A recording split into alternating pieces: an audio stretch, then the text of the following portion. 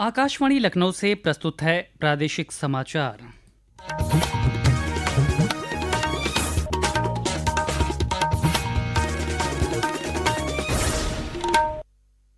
मुख्य समाचार।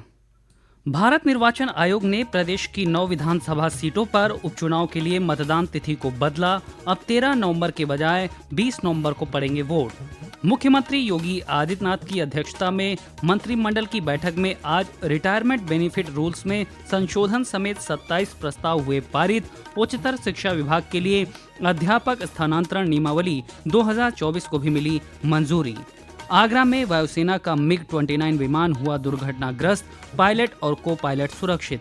और महापर्व छठ का 4 दिवसीय अनुष्ठान नहाय खाए के साथ कल से होगा शुरू। घाटों पर साफ सफाई समेत सुरक्षा के किए गए पुख्ता इंतजाम। नमस्कार, प्रदेश के समाचारों के साथ मैं शैलेंद्र और अब समाचार विस्तार से। भारत निर्वाचन आयोग ने प्रदेश में 9 सीटों पर होने वाले विधानसभा उपचुनाव की मतदान तिथि को आगे बढ़ा दिया है। निर्वाचन आयोग की ओर से जारी नई तिथियों के अनुसार अब इन सीटों पर मतदान 13 नवंबर के बजाय 20 नवंबर को होगा। हालांकि चुनाव के नतीजे 23 नवंबर को ही आएंगे। अपर मुख्य निर्वाचन अधिकारी चंद्रशेखर ने बताया कि 13 नवंबर को कार्तिक पूर्णिमा और गंगा स्नान होने के कारण कई राजनीतिक दलों और सामाजिक संगठनों ने चुनाव आयोग से तिथि में परिवर्तन की मांग की थी, जिसके बाद तारीख में बदलाव का फैसला किया गया है। प्रदेश में फूलपुर, गाजियाबाद, मझवा, खैर, मीरापुर, सीसामऊ, कटहरी, करहल और कुंदर की विधानसभा सीटों पर उपचुनाव होने हैं। प्रदेश के मंत्री कपिल देव अग्रवाल ने चुनाव की तिथि आगे बढ़ाने पर निर्वाचन आयोग का आभार जताया है। उत्तर प्रदेश के अंदर जो विधानसभा के उपचुनाव है उसके लिए मैंने निर्वाचन आयोग भारत सरकार से निवेदन किया था कि जो 13 नवंबर निर्वाचन की नियत है उसको परिवर्तन करके बढ़ाए, क्योंकि वर्तमान में कार्तिक गंगा स्नान है, धर्म के अंदर बहुत बड़ा त्योहार है। लोग गंगा स्नान के लिए जाते हैं और जिसके कारण से जो धार्मिक लोग हैं वे 3 दिन 4 दिन पहले ही ब्रज घाट पे, शुक तीर्थ में या अन्य गंगा स्नान पर चले जाते हैं। तो निवेदन मेरा था कि इसको बढ़ाया जाए। मैं निर्वाचन आयोग का धन्यवाद करता हूँ कि उन्होंने इसकी डेट बढ़ा करके 20 तारीख कर दी है, जिसके कारण से मतदान भी अधिक होगा। मुख्यमंत्री योगी आदित्यनाथ की अध्यक्षता में आज हुई प्रदेश के मंत्रिमंडल की बैठक में कई अहम प्रस्तावों को मंजूरी दी गई। इस बैठक में आज 27 प्रस्तावों को कैबिनेट की सहमति दी गई है। इसमें उच्चतर शिक्षा विभाग के लिए उत्तर प्रदेश सहायता प्राप्त महाविद्यालय अध्यापक स्थानांतरण नियमावली 2024 को मंजूरी प्रदान की गई है। इस फैसले के तहत महाविद्यालय में न्यूनतम तैनाती के 5 वर्ष को घटाकर 3 वर्ष किया गया है। इससे हजारों की संख्या में शिक्षकों को उनके निवास स्थान के पास समायोजन मिल सकेगा।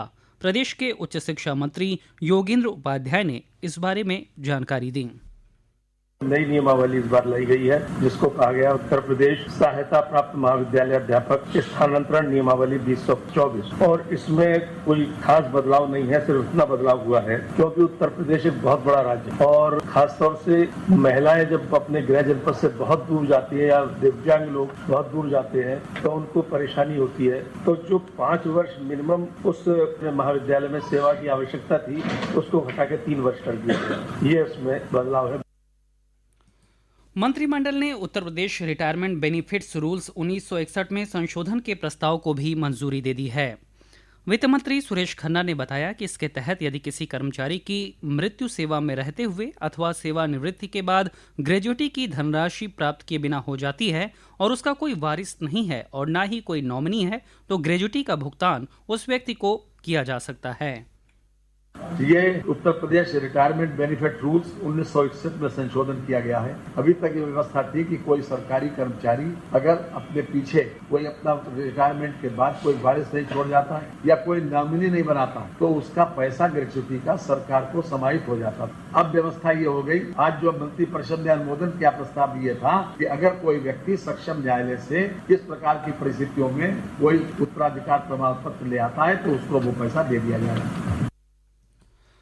बैठक में फॉरेन डायरेक्ट इन्वेस्टमेंट नीति में भी संशोधन किया गया है। इसके अलावा मंत्रिमंडल ने FDI पॉलिसी में संशोधन, नई शीरा नीति को भी मंजूरी दी है। आगरा में आज वायुसेना का MiG-29 विमान दुर्घटनाग्रस्त हो गया। भारतीय वायुसेना का ये विमान उड़ान के दौरान आगरा के कागरौल के सोंगा गांव के पास खाली खेत में क्रैश हो गया। विमान में सवार पायलट और को पायलट पैराशूट की मदद से विमान से निकल गए। जमीन पर गिरते ही विमान में आग लग गई। मामले की जानकारी मिलते ही तमाम अधिकारी मौके पर पहुंच गए। ये विमान पंजाब के आदमपुर से रूटीन एक्सरसाइज के लिए आगरा जा रहा था।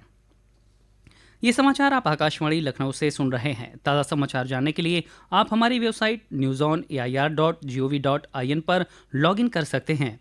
इसके साथ ही आप प्रादेशिक समाचारों का ये बुलेटिन हमारे YouTube channel news on AIR Lucknow पर भी सुन सकते हैं। लोक आस्था और सूर्य उपासना के महापर्व छठ पर 4 दिवसीय अनुष्ठान की शुरुआत कल नहाय खाए के साथ होगी। इस पर्व पर महिलाएं संतान के स्वास्थ्य, सफलता और दीर्घायु के लिए 36 घंटे का निर्जला व्रत रखेंगी। छठ को लेकर प्रदेश भर में बाजारों में रौनक है। फलों और पूजा सामग्री की खरीदारी को लेकर बाजारों में भीड़ उमड़ रही है। घाटों की साफ सफाई के साथ छठ वेदियों की रंगाई पुताई का काम भी पूरा किया जा रहा है। प्रदेश के नगर विकास मंत्री ए.के. शर्मा ने लखनऊ में छठ घाटों की व्यवस्थाओं का निरीक्षण किया। उन्होंने प्रदेशवासियों को छठ की बधाई दी और लोगों से पर्व के दौरान नदियों की स्वच्छता बनाए रखने की अपील की। अनेक घाटों पर इस तरह की व्यवस्थाएं हम लोग कर रहे हैं। पूरे राज्य की मैं बात करूं तो सैकड़ों नहीं बल्कि हजारों जगहों पर नगरों में हमारे इस तरह की व्यवस्थाएं हो रही हैं। मैं सभी भाग लेने वाले छठ के सभी श्रद्धालुओं को, माताओं बहनों को विशेष रूप से मैं अपनी शुभकामनाएं देता हूं छठ के पर्व पर। और साथ में मैं उनसे अपील भी करना चाहता हूं कि छठ जो है, पिछले वर्षों में हमने ये दिखाया है, छठ का त्योहार लाखों लोगों की भागीदारी वाला एक और त्योहार भी स्वच्छ हो सकता है। गोमती नदी स्वच्छ दिख रही है, उसी तरह की स्वच्छता छठ के दिन और छठ के दिन के बाद भी बरकरार रहे, ऐसी मेरी अपील है सबसे। प्रदेश के पुलिस महानिदेशक प्रशांत कुमार ने छठ पर्व से संबंधित सुरक्षा व्यवस्था को लेकर पुलिस अधिकारियों को दिशा निर्देश जारी किए हैं। उन्होंने निर्देश दिया है कि घाटों, पूजा स्थलों, नदियों पर पर्याप्त संख्या में पुलिसकर्मियों को तैनात किया जाए। सार्वजनिक जगहों तथा भीड़भाड़ वाले स्थानों पर फुट पेट्रोलिंग की जाए। छठ पूजा को लेकर इंडो नेपाल बॉर्डर पर भी सुरक्षा चाक चौबंद की गई है। गोरखपुर के एडीजी रेंज ने बताया कि ऑपरेशन कवच के तहत सीमा पर ज्वाइंट पेट्रोलिंग की जा रही है। वहीं वाराणसी में आज छठ की तैयारियों को लेकर जिलाधिकारी एस राजलिंगम ने अस्सी घाट, गंगा महल घाट, रीवा घाट, दशाश्वमेध घाट, मणिकर्णिका घाट, नमो घाट के साथ अन्य पूजा स्थलों पर निरीक्षण किया। जल पुलिस और एनडीआरएफ को भी मुस्तैद रहने के निर्देश दिए गए हैं।